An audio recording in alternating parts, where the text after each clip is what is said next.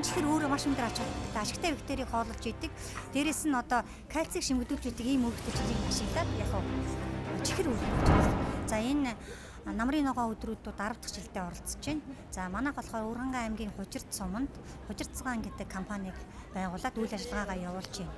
За нийт одоо 20 гаруй ажилчинтай нийт хоногтой одоо бол 500-аас 1000 литр сүүгээр боловсруулдаг. Нийтдээ сүүгээр 32 нэр төрлийн бүтээгдэхүүн үйлдвэрлэж байна. Уламжлалт цагаан эдийн дээрээ суурлаад инновац шингээгээд бүтээгдэхүүн үйлдвэрлэж байна. За хамгийн нэгдүгээр тэгэхэд одоо сүүн хурууд хийдэг. Сүүн хурууднаас гарсан одоо шар сүүгээрийн шар сүүний ааруул, шар сүүний хатаамал, шар сүүний одоо анистай чихэр, шар сүүний чацаргантай гэсэн чихрүүдийг хийж байна. Ерөөсө сүүнд өөрт нь байдаг лактоза гэж одоо хураа вицийн 50% нь энэ байдаг чихэр. Энэ чихэр өөрөө маш өндөр ач холбогдолтой ашигтай бактерийг хооллож идэг.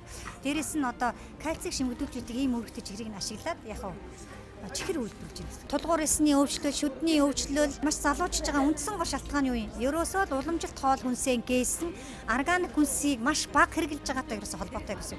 Тийм учраас ерөнхийлөгчийн санаас энэ хүнсний хувьсгал бол яг цаг үеэ олсон одоо органик үйлдвэрлэлүүдийг одоо дэмжих, бодлогоор дэмжих дээрээс нь маш ингэж ажиллах нь маш их зүйтэй.